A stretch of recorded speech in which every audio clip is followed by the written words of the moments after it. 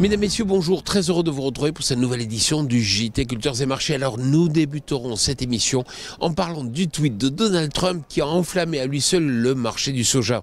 Nous resterons ensuite aux États-Unis où les semis de blé d'hiver sont en retard. Puis, nous tenterons de comprendre pourquoi l'huile de tournesol est si bon marché en Ukraine avant d'évoquer le nouvel achat d'orge fourragère de la part de l'Arabie Saoudite.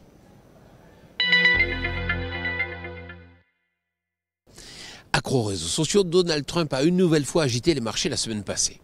Le président américain a en effet tweeté que ses relations avec le gouvernement chinois s'amélioraient et allaient même dans le bon sens. Il n'en fallait pas plus pour rassurer les filières soja dont les cours ont grimpé de près de 4% en une seule séance. Comme par hasard, cette déclaration est intervenue juste avant les élections à mi-mandat où l'électorat agricole était plébiscité pour approuver la politique mise en place par Donald Trump lors de ses 2 premières années au pouvoir. Alors, coup de poker ou véritable amélioration des relations, seul l'avenir le dira.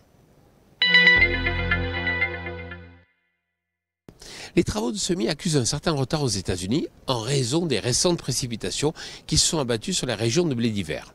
Ainsi, seuls 84% des surfaces sont emblavées contre 90% en moyenne ces dernières années.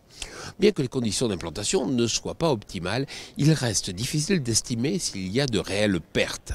Pour autant, ce retard vient tout de même remettre en cause la projection faite par l'USDA qui table sur une augmentation des surfaces de 6,4% pour la récolte 2019. Toutefois, dans les prochains jours, les prévisions météo semblent s'améliorer. Affaire à suivre donc. En Ukraine, l'huile de tournesol s'affiche sur les plus bas niveaux depuis mars 2009. Ces prix déprimés s'expliquent en grande partie par l'abondance de la récolte ukrainienne.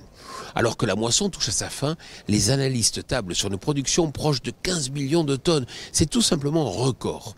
Cette augmentation est en grande partie liée au rendement exceptionnel constaté en plaine. Cela ne fait pas l'affaire des prix de la graine en France, puisque ces derniers continuent de céder du terrain. 1 million de tonnes, c'est le volume d'orge fourragère acheté par l'Arabie Saoudite cette semaine. Comme c'est généralement le cas, le premier importateur d'orge ne fait pas semblant et réalise des achats massifs. L'information principale de cet appel d'offres réside dans les dates de livraison. En effet, au mois de janvier-février, les orges argentines et australiennes seront disponibles, ce qui rend alors la compétition intense entre toutes les origines. La France pourrait tout de même avoir une petite carte à jouer dans cette bataille. Alors je vous le dis chaque semaine, aidez-nous à mieux faire connaître notre émission en parlant autour de vous, à vos amis, à vos techniciens, à vos collègues. Voilà, le JT Culture et Marché est terminé. Je vous souhaite bien sûr une excellente semaine.